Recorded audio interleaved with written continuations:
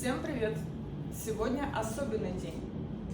С нами без шлема Артем Мараев. Познакомьтесь, вы его видели, но его лицо можно запомнить только сегодня. Привет. И он готов ответить на наши вопросы. Нет, без шлема я не буду сниматься. Ну все, кто запомнил, тот успел. Все, ребят, переводи.